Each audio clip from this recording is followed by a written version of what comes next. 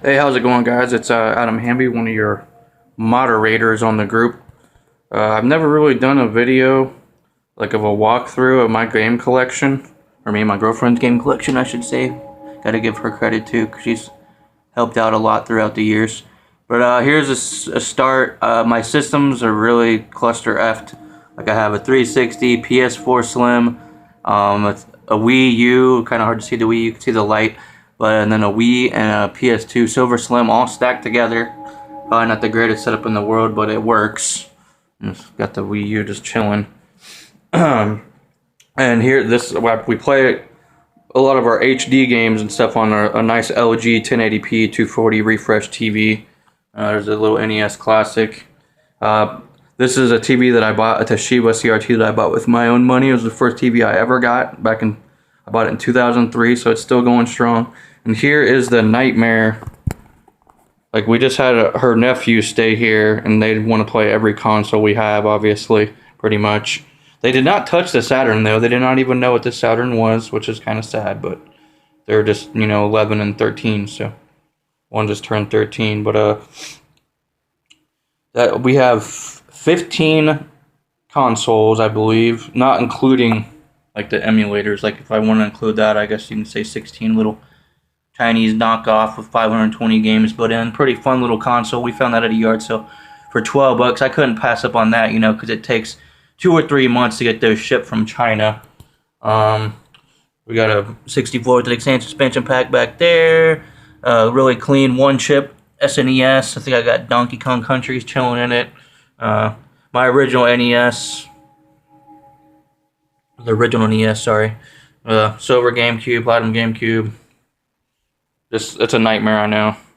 Wii U, gamepad charging. Oh, hey, look, it's Charlie Brown. Good grief. But, here's some of our, I would say, our Nintendo and Genesis shelf. I have some better games over here. I took them out so you could see all we got Adventures of Batman and Robin. The Flintstones. Sorry for the mess, guys. I'm saying these kids trashed my apartment, or our apartment. Super Mario Super Mario Kart, Player's Choice, Super Mario World, and then you can see all the things here. I found a Legend of Zelda game for a real good price at the Summit. It's not the best condition ever, just, a common 3-screw game.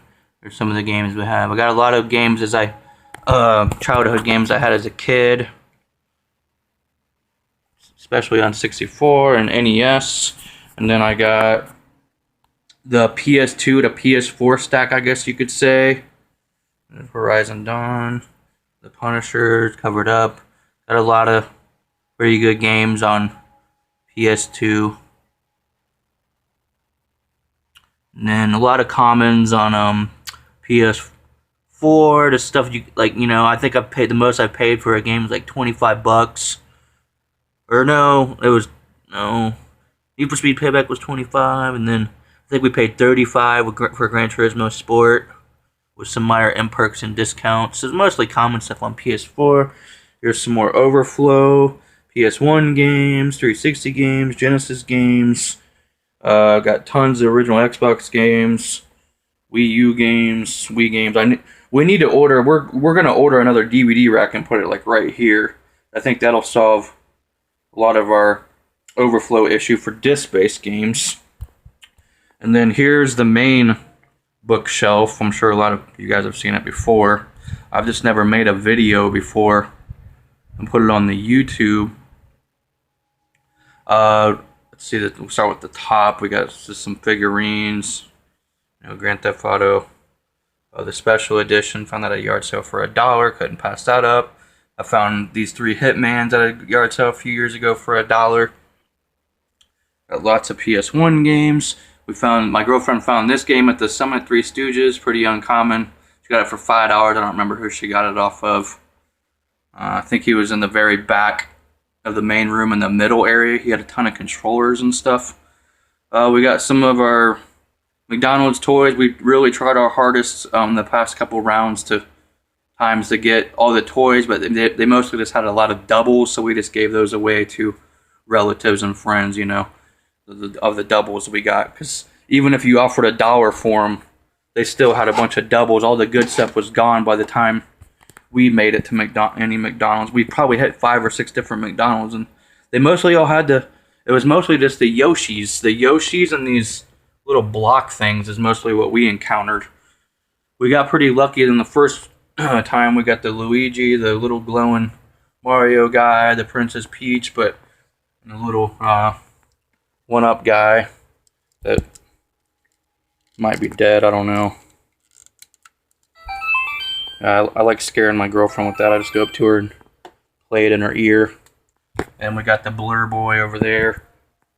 And then we got all the NES games, like lots of childhood games. I got a nice little story to tell you guys. Like, when I was a kid, we couldn't really afford anything. Like, my mom worked at Cub Food, and she probably made about $5 an hour back in the early 90s. And my uncle, Mark, was nice enough to give us an original Nintendo.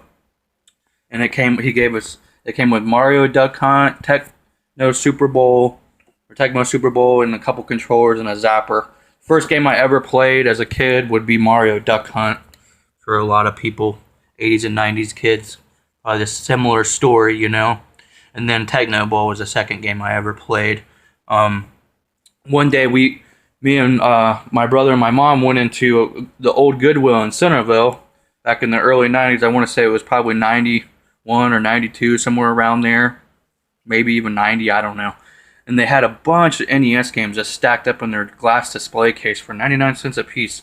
And one of the games that I picked up right away was Mike Tyson's Punch-Out, you know, a classic.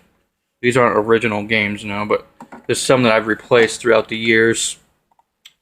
They had Rad Racer 2, 1 and 2. I don't know if I have Rad Racer 1. Might, I don't know. Then they had Super Mario Brothers 3. They had Super Mario Bros.